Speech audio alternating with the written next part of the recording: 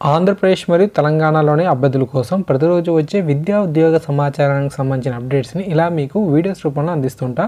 కొత్త వారైతే channel subscribe చేసుకొని సపోర్ట్ చేయండి. నచ్చితే వీడియోని లైక్ చేయండి, పది కూడా షేర్ చేయండి. హాయ్ గైస్, మహేష్ ఫ్రమ్ ఆంధ్రప్రదేశ్లో గ్రామ మరియు వార్డు సచివాలయం ఉద్యోగాలకు సంబంధించి పరీక్షల షెడ్యూల్ను మళ్ళీ మనకు రిలీజ్ అని చేయబోతున్నారు.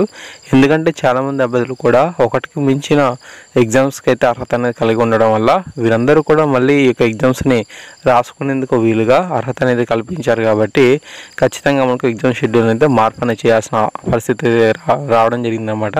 సో అందువల్ల ఏంటంటే చాలామందికి కూడా ఈ యొక్క అవకాశం కల్పించేందుకు ఎగ్జామ్ షెడ్యూల్ని అయితే మళ్ళీ మనకు రిలీజ్ అని చేయబోతున్నారు. అయితే ఎగ్జామ్స్ అనేవి 1 నుంచి 8వ తారీఖు వరకే ఉంటాయి. ఓకే, 1వ తారీఖు నుంచి 8వ తారీఖు వరకు ఉన్నప్పటికీ కూడాను మళ్ళీ మనకు ఈ షెడ్యూల్లో మనం మార్పు అనేది గమనిస్తాం. ఓకే, అంతేకాకుండా మనకు ఉదయం మధ్యాహ్నం పరీక్షలు హాజరయ్యే వారికి ఒకే పరీక్ష కేంద్రం అయితే ఉండబోతుందంట. అంతేకాకుండా మనకు ఇటువంటి ఎలక్ట్రానిక్ వస్తువులకి అనుమతి అయితే లేదు అని చెప్పి కూడా వీరు ముందుగానే ఇన్ఫర్మేషన్ అయితే ఉంది. దరఖాస్తు సంబంధించి సమయం అయితే మనకు పొడిగించారు. ఓకే, సో తూర్పుగోదావరి జిల్లాకు సంబంధించి, పశ్చిమ గోదావరి జిల్లాకు సంబంధించి కూడా మనకు వరదల కారణంగా విద్యుత్ అనేది మనకు అందుబాటులో లేకపోవడం వల్ల చాలామంది అభ్యర్థులు అయితే దరఖాస్తు చేసుకోలేదంట. అందువల్ల వీరందరికీ కూడా అవకాశం అనేది కల్పిస్తూ ఈ యొక్క దరఖాస్తు సమయాన్ని మళ్ళీ మనకు ఒక రోజు అనేది పొడిగించడం జరిగింది. ఓకే, సో తప్పకుండా మీరు ఈరోజు అర్ధరాత్రి వరకు కూడా దరఖాస్తు చేసుకోవచ్చు. ఈ యొక్క విషయాన్ని అయితే గుర్తుంచుకోండి.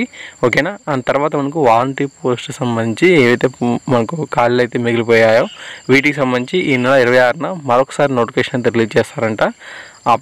అభ్యర్థులు ఎవరైతే అర్హత ఉంటుందో తప్పకుండా వాటికి కూడా దరఖాస్తు చేసుకోవచ్చు. Okay, thanks for watching this video.